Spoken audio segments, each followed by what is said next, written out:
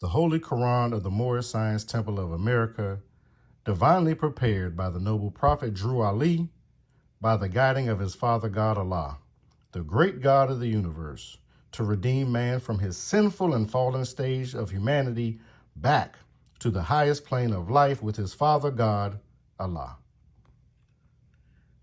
Reading chapter 29, Magistrate and Subject. O thou, the favorite of heaven, whom the Son of Men, thy equals, have agreed to raise to sovereign power and set as ruler over themselves.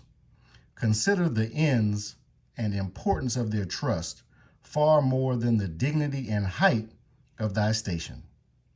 Thou art clothed in purple and seated on a throne. The crown of majesty investeth thy temples. The scepter of power is placed in thy hand, but not for thyself were these ensigns given, not meant for thine own, but for the good of thy kingdom. The glory of a king is the welfare of his people. His power and dominion rest on the hearts of his subjects. The minds of a great prince is exalteth with the grandeur of his station. He revolveth high things and searches for business worthy of his power. He calleth together the wise men of his kingdom. He consulteth among them with freedom and heareth the opinions of them all. He looketh among his people with discernment. He discovereth their abilities and employeth them according to their merits. His magistrates are just, his ministers are wise, and the favorites of his bosom deceiveth him not. He smileth on the arts, and they flourish. The sciences improve beneath the culture of his hand. With the learned and ingenious, he delighteth himself. He kindleth in their breasts emulation, and the glory of his kingdom is exalted by their labors. The spirit of the merchant who extendeth his commerce, the skill of the farmer who enricheth his lands, the ingenuity of the artist, the improvements of the scholar, all these he honoreth with his favor or rewardeth with his bounty. He planteth new colonies. He buildeth strong ships. He openeth rivers for convenience.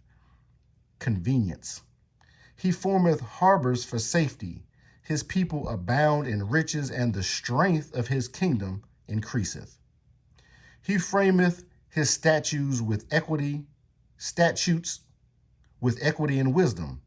His subjects enjoy the fruits of their labor in security, and their happiness consists in the observance of the law.